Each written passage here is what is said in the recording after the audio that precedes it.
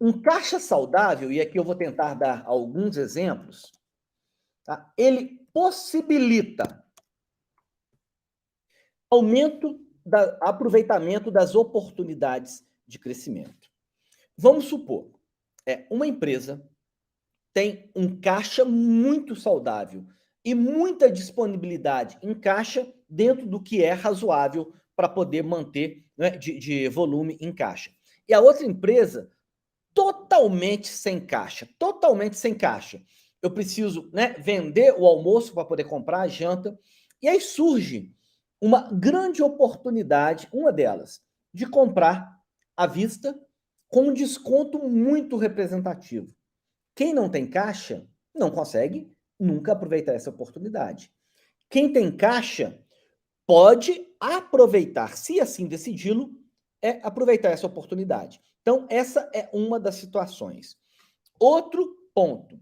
Vamos supor que a empresa tem um caixa muito relevante e surge uma oportunidade de comprar uma empresa no mercado que está ali passando por dificuldades. Se você tem caixa, né, além do caixa com uma estruturação financeira, você tem a possibilidade de quê? De fazer aquisição dessa empresa.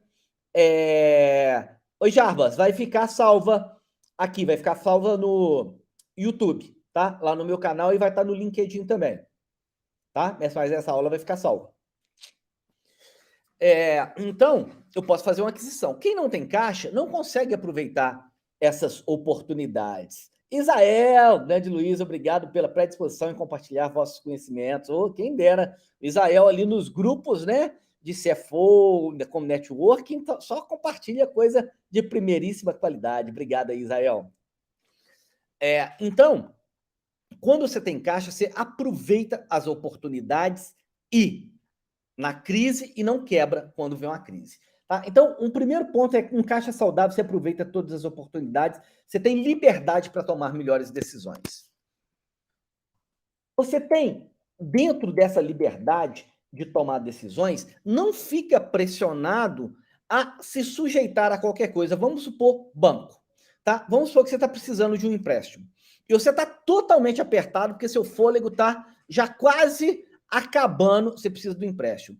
Naturalmente, o banco sabe, vai fazer uma análise e, naturalmente, eleva as taxas de juros. Então, se você não planeja, se você não tem um caixa saudável, ou sabe pelo menos quando que esse caixa vai ter ali um problema ou não, todos, né, os agentes financeiros vão utilizar disso para poder aumentar a taxa de juros. Né? E você está quase morrendo, o que, que acontece? Vai ter problema e um grave problema.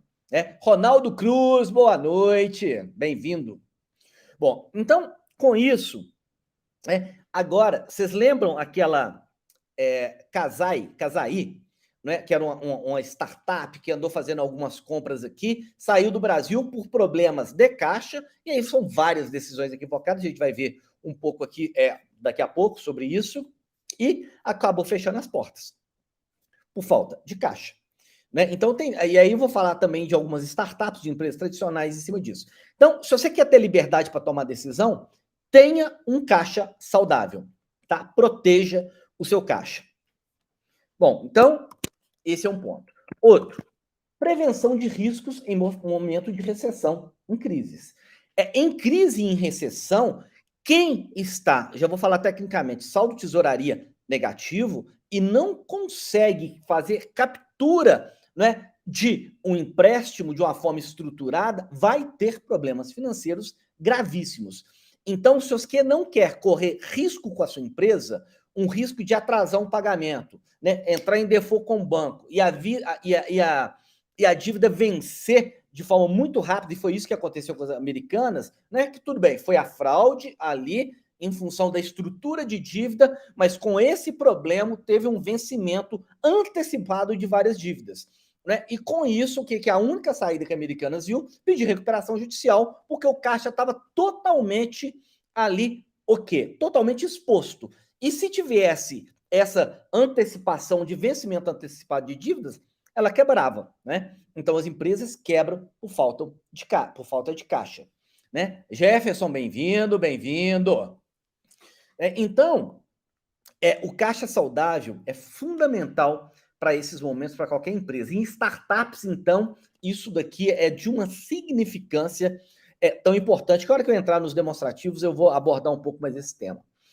Mas, além disso, quando você tem um caixa pelo menos saudável, você tem tempo para poder fazer adequações de gastos. Se você entra num momento, numa crise, num problema, e o seu caixa já está zerado, sem crédito para nada, nada, o que vai acontecer? Você não tem nem tempo para poder fazer adequação de gastos e colocar a estrutura da empresa na necessidade dela para ela retomar a lucratividade ou pelo menos estabilizar. Você não tem nem esse tempo. Você vai para o buraco do dia para a noite. Tá certo? E aí tem que arranjar medidas de proteção, pode chegar na recuperação judicial, em cima disso, ou né, o atraso, que é o primeiro ponto, atraso de fornecedores. Então, se você tem um caixa tal, você tem tempo de tomar decisões para a empresa.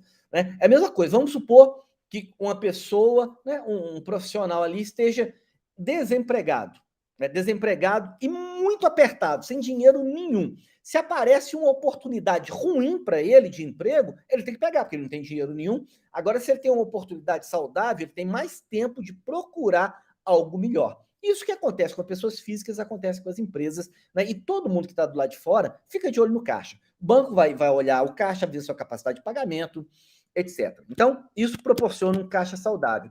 E o mais, tranquilidade e segurança para poder não quebrar. Né? Então, existem limites ali de caixa que as empresas devem ter, e quanto mais cresce, porque tem que ter um sistema de governança corporativa muito mais estruturado, tem que ter esse caixa saudável, e aí tem as métricas exatas, né, e a estrutura para que a empresa não corra riscos imediatos.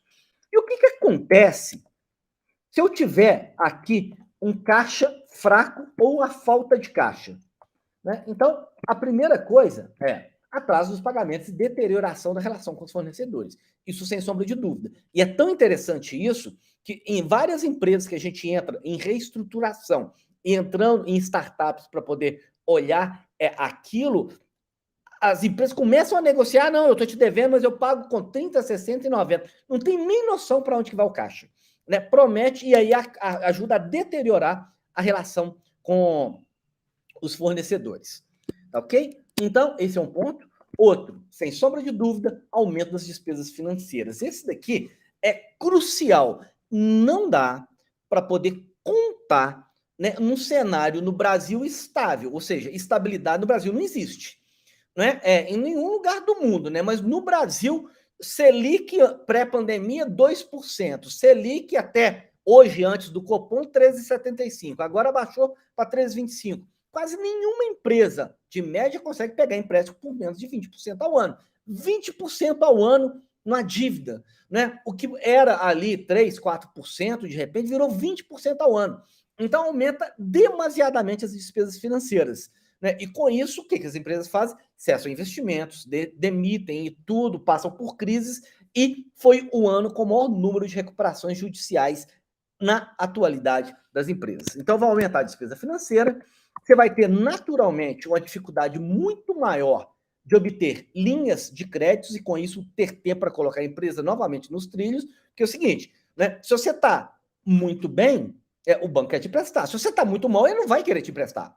Né? Então, você vai ter dificuldade naturalmente. E quando vem momento de crise, cessa as linhas de créditos, né? Haja visto, né? Não só no Covid, crise de 2008, né? Covid, né? E esses ambiente inflacionário, esses problemas, rompimento de cadeias de suprimento, caso de guerra na Ucrânia, que juntou tudo. Então, isso daqui sempre cessa limites de crédito. E quem tem limites de crédito são as empresas mais estruturadas. Quem está apertado ali já vai para o espaço. Tá certo? Então, mais uma aqui, para a gente entrar nos demonstrativos. Opa.